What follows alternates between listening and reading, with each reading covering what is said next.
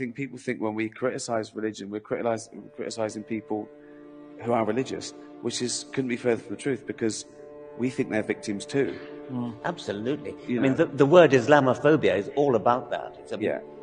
People think that if you criticize Islam, you're criticizing Muslims. Quite the contrary, they're the primary victims of Islam. Well, I think the really sick-making thing is people who think because they're agnostic and we can't know for sure, therefore the likelihood is 50-50. Yeah, it's very different. I mean, it's. I mean, I'm agnostic, but I believe that the likelihood is about 1% or less. It's not really agnostic, is it? Yes, it is. Yes, if we accept that we don't know, if it's a default, we don't know, no one's come back from heaven, no one's proved it. You can't prove the non-existence of something, and why would you?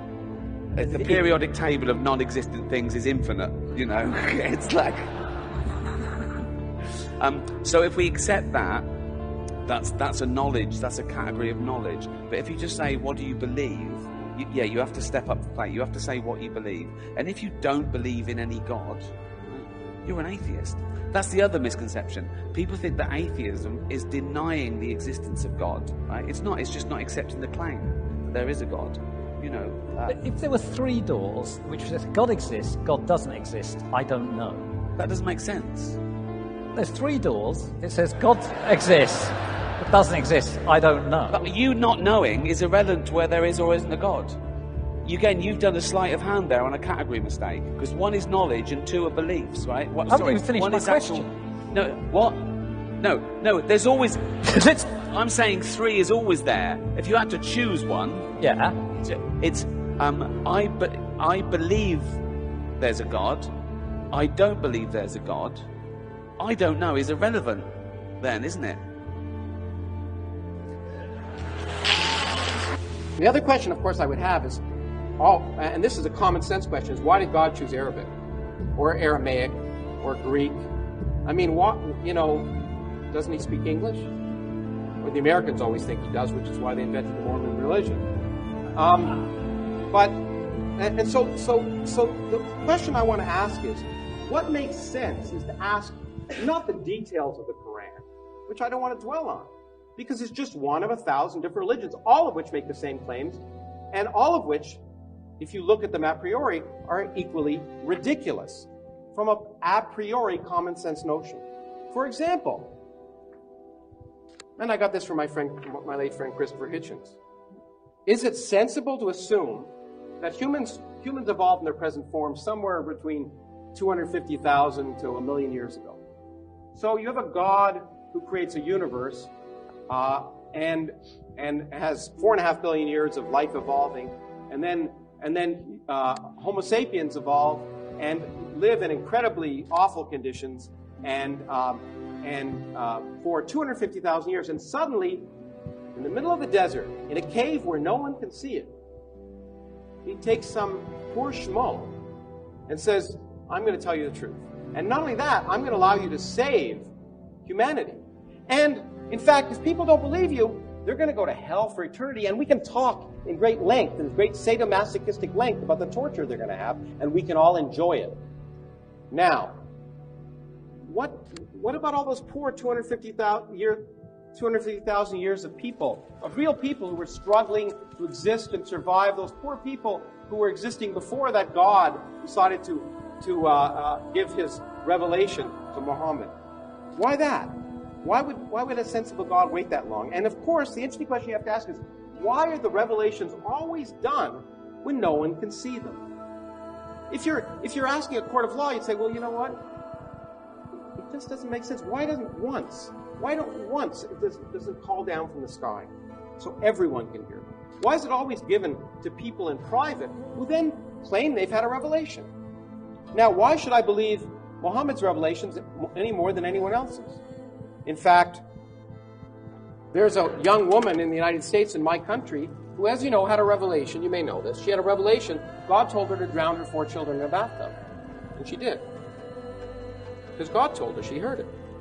She heard it. She had a revelation. It was real. She heard words of incredible harmony and beauty that she'd never experienced before in her life, and she drowned her 4 children.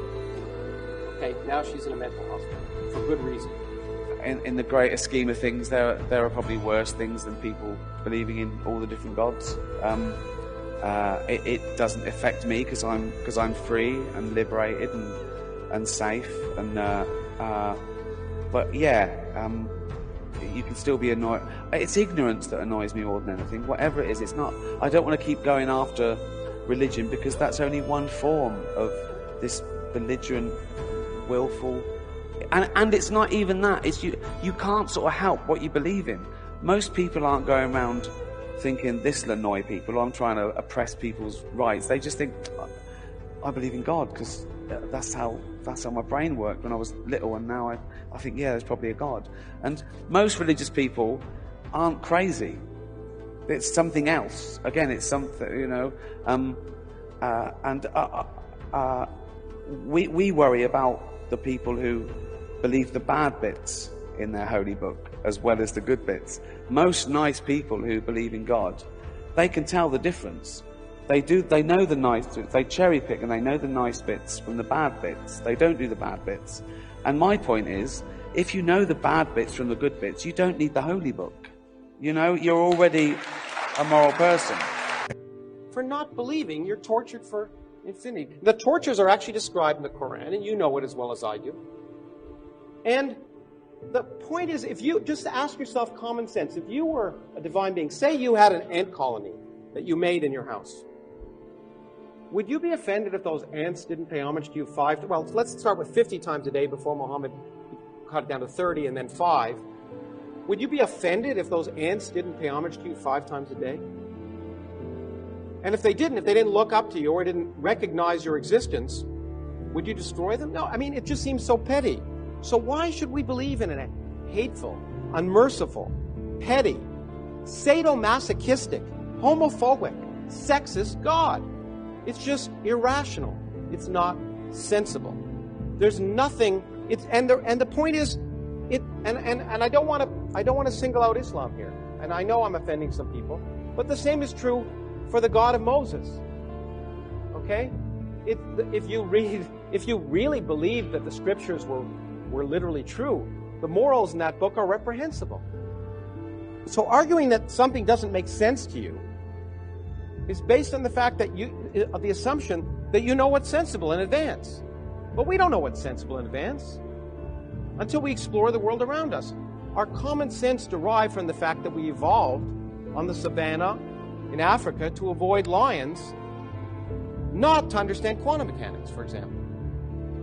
As I've often said, common sense, our deductions might suggest that you cannot be in 2 places at once. That is crazy. But of course, an electron not only can be, but it is.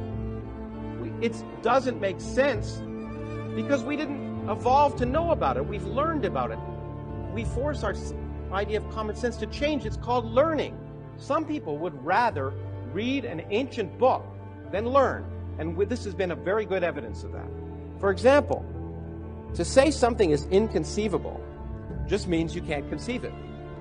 But the great thing about the universe, and the reason that I do science, is that the universe has a much greater imagination than we do. In fact, there are more things in heaven and earth than are dreamt of in your philosophy. And that's what's wonderful about the universe. Things that are inconceivable happen all the time. And what that does is that expands our mind. And expanding our minds to conform to the evidence of reality is common sense. And that's what, when you call atheism, that's what that is. That's just saying, I'm going to accept the evidence of reality, and if something seems like it contradicts the evidence of reality or is irrational, I should question it.